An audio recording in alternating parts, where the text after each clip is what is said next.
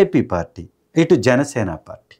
ఇవాళ జనసేన అధ్యక్షుడు వారిని కూడా నేను ప్రశ్నిస్తున్న సూటిగా మీ సమక్షంలో అనేక రకాలైనటువంటి ఆరోపణలు మీరు చేశారు. పవన్ కళ్యాణ్ గారు చంద్రబాబు నాయుడు గారి పరిపాలన మీద, పేర్లు మార్పుల మీద, ఈ రాష్ట్రంలో తప్పిపోయినటువంటి మహిళల మీద, వాలంటరీ వ్యవస్థ మీద, సచివాలయ వ్యవస్థ మీద, అలాగే పరిపాలన మీద, పేదల మీద అనేక ఆరోపణలు చేశారు.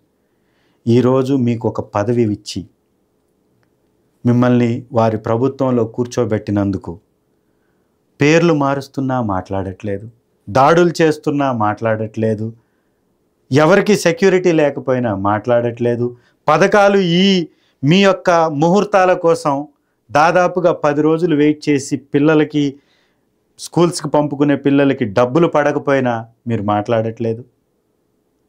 ఎన్ని రోజులు సార్ ఈ రోజుకి? ప్రభుత్వం ఏర్పడాల్సినటువంటి సమయంలో వారెందుకు ఇబ్బంది పడాలి? పథకాలు రావట్లేదు, పథకాలన్నీ ఆపేశాం.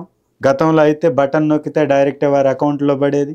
ఈ 20 రోజుల నుంచి వారికి ఎలాంటి పథకాలు అందలేదు. ఎంతమంది ఇబ్బంది పడుతున్నారు? వారి బాధ మీ బాధగా అర్థం కావట్లేదా మీకు?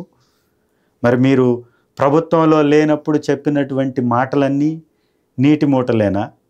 ఇది వారి సమాధానం చెప్పాలా? తెలుగుదేశం అనేటటువంటి పార్టీలో భాగస్వామిగా మారిపోవడంతో మీ యొక్క నైజం సహజంగా నేను ప్రశ్నిస్తాననే మాట చెప్తూ ఉంటారు కదా, ఆ నైజాన్నే మీరు వదిలేశారా? సమాధానం చెప్పాలా? ఇంతమంది ప్రజలకు అందాల్సినటువంటి పథకాలు ఇన్ని రోజులు పెండింగ్ అయితే ఎలక్షన్స్ సందర్భంగా ఈసీకి కంప్లైంట్ చేసి కొన్ని పథకాలను ఆపేశారు. ఎలక్షన్స్ అయిపోయి రిజల్ట్స్ రావడానికి మళ్ళీ 1 మంత్ టైం పట్టింది. రిజల్ట్స్ అయిపోయి మళ్ళీ మీరు ప్రభుత్వాన్ని ఏర్పాటు చేయడానికి ఇంత సమయం తీసుకుంటే పేద వర్గాలు ఏమవ్వాలి? ఈ డబ్బు మీదే ఆధారపడ్డటువంటి కుటుంబాలు ఏమవ్వాలి? ఏమైంది? వాళ్ళకి ఏమాగుతున్నాయని నెలవారీ పెన్షన్లు వస్తున్నాయి. రేపు అమ్మఒడి ఇవ్వలేదు, రైతులకు ఇవ్వాల్సినటువంటి రైతు భరోసా ఇవ్వలేదు. అన్ని పథకాలు ఆగిపోయినాయి కదా. ఏమిచ్చారని ఇవాళ మెగా డిఎస్సి అన్నారు. 50,667 పోస్టులు ఖాళీలు ఉన్నాయని కేంద్ర మంత్రి చెప్పారు.